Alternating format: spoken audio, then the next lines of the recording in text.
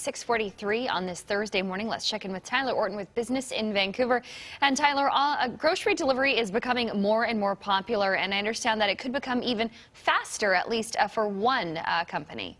Yeah, Vancouver's Sustainable Produce Urban Delivery, or SPUD, it's partnering up with a major Canadian grocery provider to deliver groceries via online orders. Now, Metro Vancouver deliveries are going to be made through a new 74,000 square foot facility in Burnaby. SPUD CEO Peter Van Stoke, he's not going to reveal the name of this major grocer at this time, but he says that he expects this partnership to double its current delivery capacity of 400,000 deliveries per year up to nearly 1 million. So this business model, it's actually could have some possible cheaper prospects for customers right now. It's going to charge retailers for each delivery, but he does not expect this grocer to actually charge fees to the customers themselves. This is very different than what we see from, say, Save On Foods. They charge $5 and up per order. So I think one of the big reasons we're seeing why so many grocers are moving into this space, we have that Amazon Whole Foods deal that went through last year.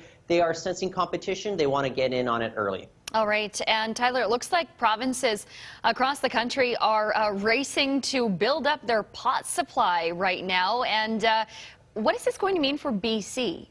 Well, we're kind of behind the pack at this point. We've had a number of smaller provinces already announce their suppliers for the recreational cannabis industry. Quebec just became the first large province to announce its suppliers. They have 6 suppliers lined up, 2 of which are based in British Columbia, and a third is actually using its own cannabis production here in BC for Quebec supply. So this is putting a lot of pressure on BC to ensure that it has supply once recreational cannabis goes legal, what's expected to happen later on this year. So I spoke to Tantalus Labs founder Dan Sutton. He's based here in BC. They were recently licensed for medical marijuana. They do intend to get into the recreational market as well. He believes that BC is facing an inevitable supply crunch, and this is actually going to put a lot more pressure on the province, especially when you see the black market continue to proliferate. I think the biggest question mark we have right now is what does this mean for those dispensaries that continue to operate in Vancouver, even when they're not supposed to? So this black market, it may actually continue on just as a matter of practicality within the province if we don't have suppliers lined up to provide